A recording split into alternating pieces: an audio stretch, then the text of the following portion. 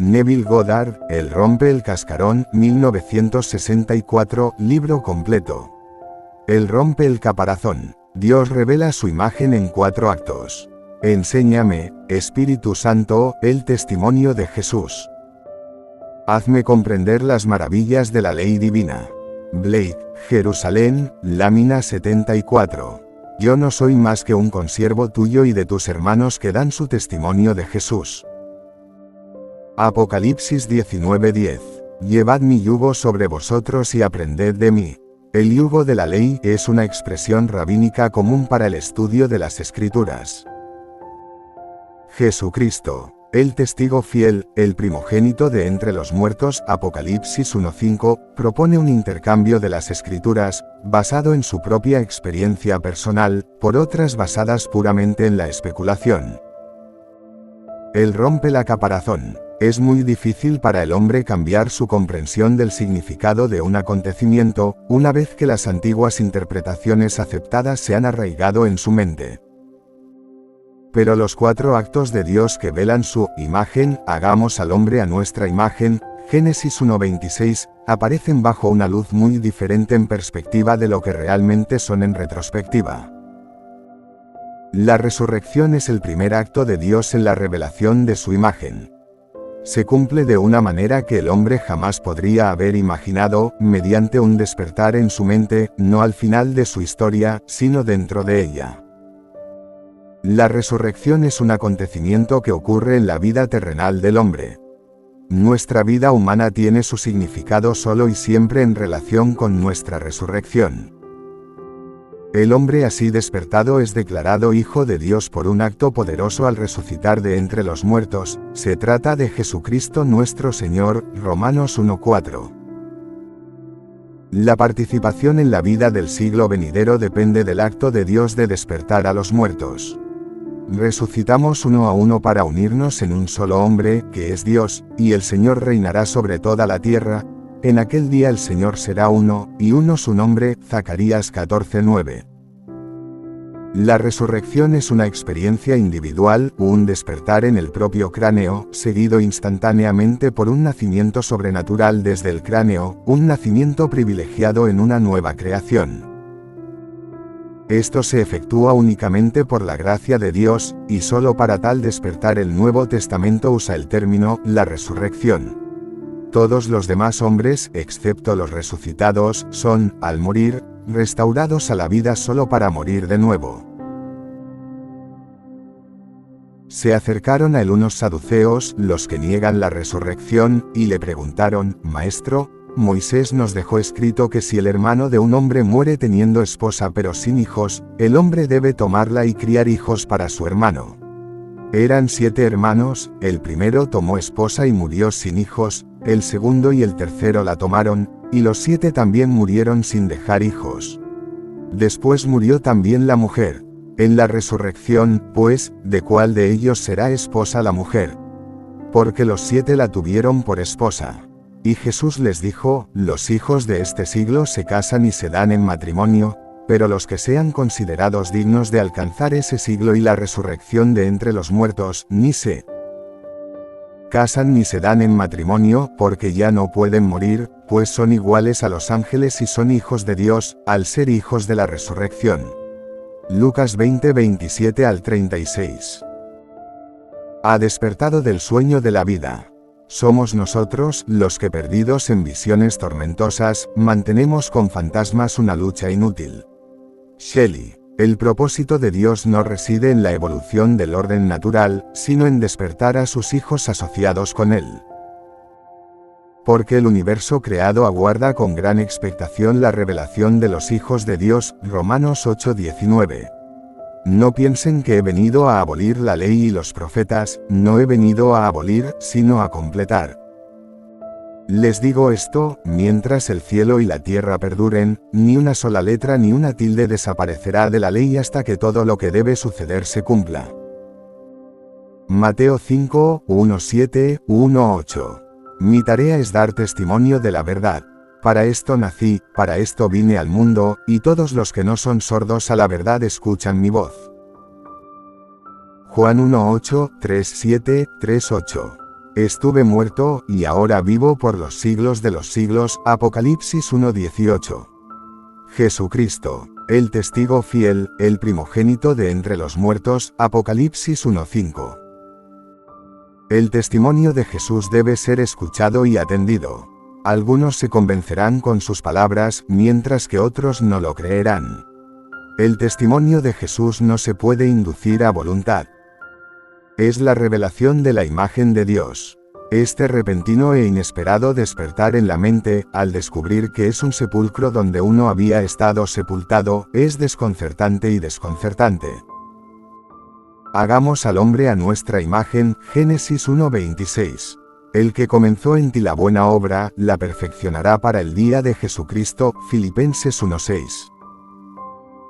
Jesucristo es la imagen del Dios invisible. Colosenses 1:15. La obra de Dios en ti se completa cuando tomas la forma de Cristo. Gálatas 4:19. Entonces serás despertado y resucitado de entre los muertos. El primer acto mediante el cual Dios revela al Hijo, que es el resplandor de su esplendor y la imagen misma de su ser, Hebreos 1:3, es un doble acto.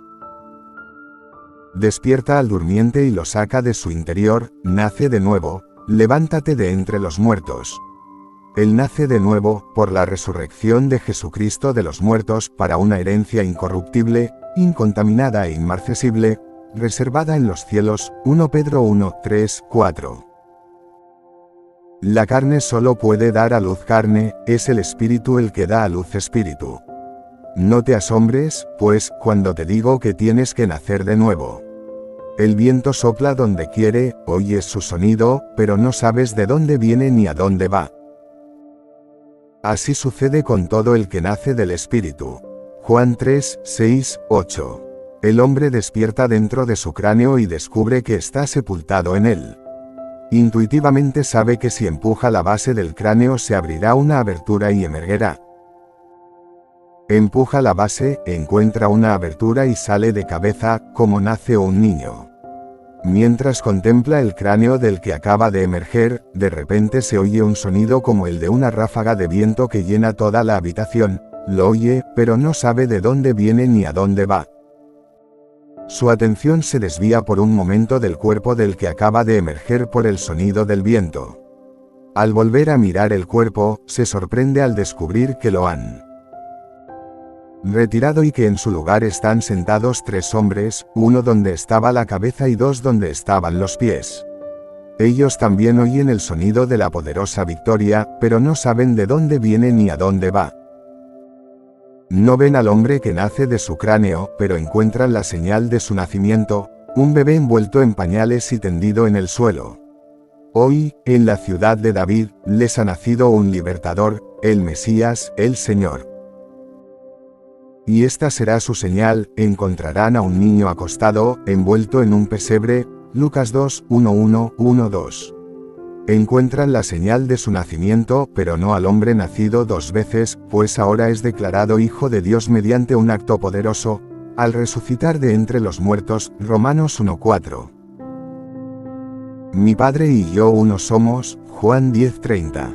El segundo poderoso revela el misterio de la paternidad y la hermandad del hombre.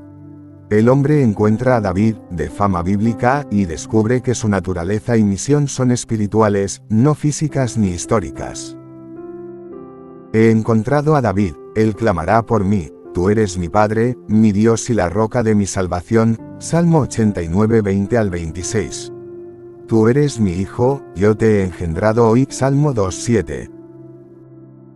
Nadie conoce quién es el Hijo sino el Padre, ni quién es el Padre sino el Hijo, y aquel a quien el Hijo se lo quiera revelar. Lucas 10:22. Él les dijo: ¿cómo pueden decir que el Mesías es hijo de David? Pues David mismo lo llama Señor. ¿Cómo, entonces, puede ser hijo de David? Lucas 20:41-44. David, en el Espíritu, lo llama mi Padre. Cuando él, Mesías, la imagen del Dios invisible, se forme en el hombre, éste encontrará a David y David lo llamará Padre. Finalmente, todos los hombres le dirán a David: tú eres mi hijo, yo te he engendrado hoy, Salmo 2:7, y todos conocerán la paternidad y la hermandad del hombre. Felipe le dijo, Señor, muéstranos al Padre, y no pedimos más. Jesús le respondió, tanto tiempo he estado con vosotros, Felipe, y aún no me conoces. El que me ha visto a mí, ha visto al Padre. ¿Cómo, pues, dices, muéstranos al Padre? ¿No crees que yo estoy en el Padre, y el Padre en mí? Juan 14:8-10. El tercer acto poderoso que revela la imagen de Dios es de doble naturaleza. Ustedes son templo de Dios y el Espíritu de Dios mora en ustedes, 1 Corintios 3:16. Y el velo del templo se rasgó en dos, de arriba a abajo, Marcos 15:38. Así que ahora, amigos míos, la sangre de Jesús nos da la libertad de entrar con valentía en el santuario por el camino nuevo y vivo que Él nos ha abierto a través del velo, el camino de su carne, Hebreos 1:0, 1:9, 2:0. Un rayo parte al hombre en dos, desde la coronilla hasta la base de la columna. Queda hendido como un árbol alcanzado por un rayo. En la base de su cuerpo cercenado, ve la sangre de Jesús, un charco de oro fundido, sabe que es el mismo, luego, fusionándose con la sangre de Jesús, asciende por su columna vertebral cercenada en un movimiento serpenteante hasta su cráneo. Esto es para que se cumpla la escritura, este Hijo del Hombre tiene que ser levantado como la serpiente fue levantada por Moisés en el desierto, Juan 3:14. El cuarto y último acto es una expresión de la satisfacción de Dios con su obra. Y vio Dios todo lo que había hecho, y he aquí que era bueno en gran manera, Génesis 1:31. El cráneo del hombre se vuelve repentinamente translúcido. Sobrevolando, como si flotara, hay una paloma con sus ojos fijos en él con amor. Y he aquí, los cielos le fueron abiertos, y vio al Espíritu de Dios que descendía como paloma y venía sobre él. Y he aquí, una voz del cielo que decía, Este es mi Hijo, mi amado, en quien tengo complacencia, Mateo 3, 1:6, 1:7. La paloma desciende sobre él y lo cubre de amor, besando su rostro, su cabeza y cuello. Estos cuatro actos grandiosos, aunque separados en el tiempo por aproximadamente 3 años y medio, son partes de un solo complejo. A Cristo resucitado se le confieren en estas cuatro experiencias místicas y sobrenaturales del hombre los nombres divinos de Jesús, Padre, Hijo del Hombre, Hijo de Dios. La resurrección es una experiencia personal única, es, por definición, la resurrección de Cristo. Aunque la resurrección en sí no se describe en ninguna parte de las Escrituras, representa el punto central de la fe cristiana. Marca la división entre esta era y aquella en la que incluso la ley de la muerte se rompe, donde ya no se muere, donde todos son iguales a los ángeles, hijos ya no de este mundo sino de aquel, de Dios y de la resurrección. Es una nueva creación. Convertirse en otra persona es extinguirse, es decir, morir. En este sentido, Dios murió por el hombre. Él era en forma de Dios, pero se despojó a sí mismo, tomando forma de siervo, haciéndose semejante a los hombres, Filipenses 2, 6, 7. Dios se hizo hombre para que el hombre se convirtiera en Dios. Doy mi vida para recibirla de nuevo. Nadie me la ha robado, la doy por mi propia voluntad. Tengo derecho a darla y tengo derecho a recibirla de nuevo. Juan 1:0, 1:7, 1:8.